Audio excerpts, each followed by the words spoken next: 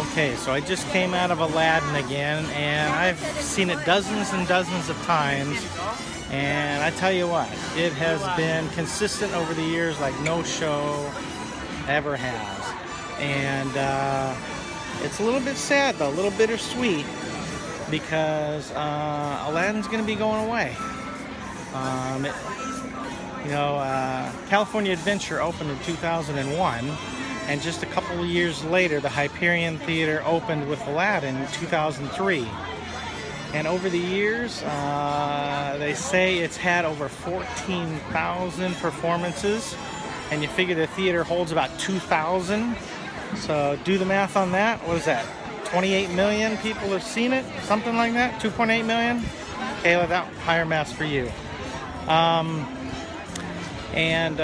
Unfortunately, it's going to be coming to an end.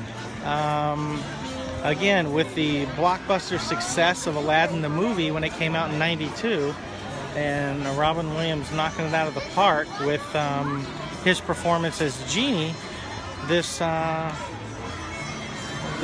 play and performance here at the Hyperion has been consistently full over the years. And like I said, just got out of it just now again, and it's as good today in 2015 as it was the first time I saw it in 2003. That's how good it is.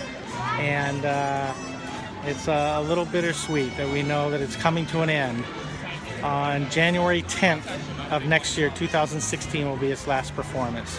So if you have never seen it, you've got to get down and see it. If you have seen it but you haven't seen it for a while, get one more last look at it, because it's going away. So then we must ask, why is it going away if it's so popular? And it's funny, a couple of years ago, I think we remember that they were going to do away with Aladdin, and they were going to put in a Toy Story play. And there was a major uproar with the fans. They said, no way, this thing is the best.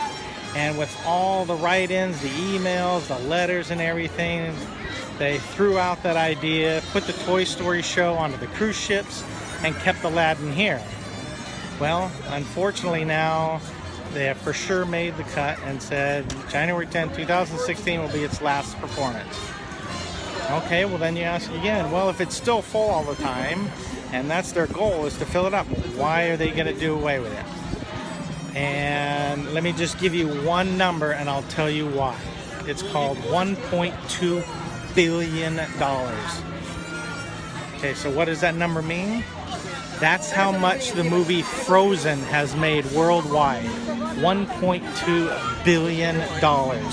It's in the top 10 of all movies, live or animation, of all time. 1.2 billion. Let that settle in. This is a cartoon we're talking about. So that's why they're doing away with it. And so with something that popular and that big, they, as you see in most Disney things, they always try to keep things fresh. They rotate things as much as they can. And I think as soon as they saw how popular Frozen was, the writing was on the wall, and it was time to make the change. So that's why they're making the change.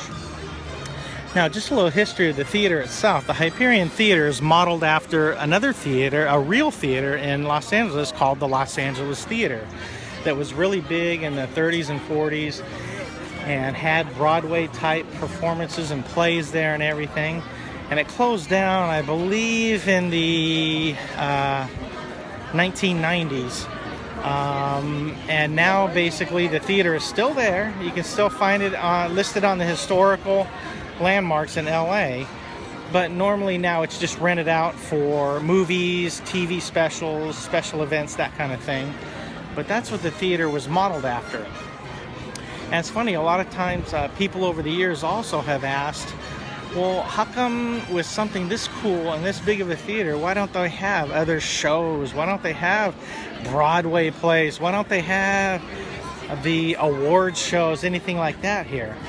Well, unfortunately, when they built it in 2003, due to a cost-cutting move, they decided that we're going to hold it to about 1,980 seats, something like that, but we're not going to add a lobby, and most importantly, they did not add restrooms.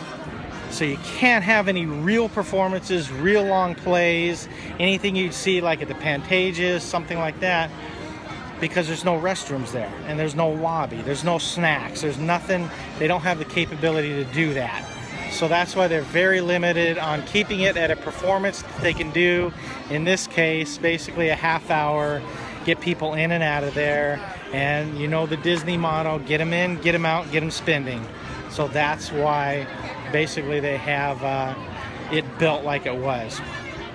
So anyways, so Frozen will be coming January, well, they're going to be closing Aladdin January 10th, 2016, and then they're going to remodel it, refresh it, and sometime in 2016, towards the end of it, they're going to open up Frozen, the musical.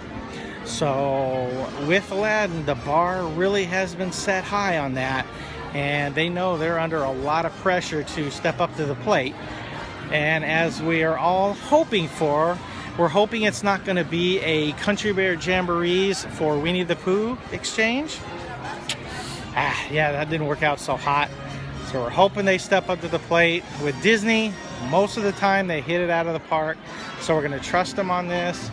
And like I said, with something that successful, to make that much money, they're going to invest a lot of money into it to make sure, because they know Aladdin crowds, all of us as fans, have made it very known to them that they better do a good job with it, or they're going to take it on the chin. So that's kind of a little history of the theater itself. That's a little history of Aladdin.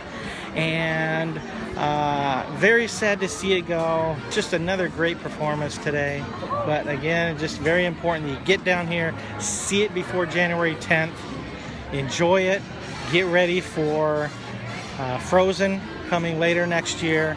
But it was an awesome ride.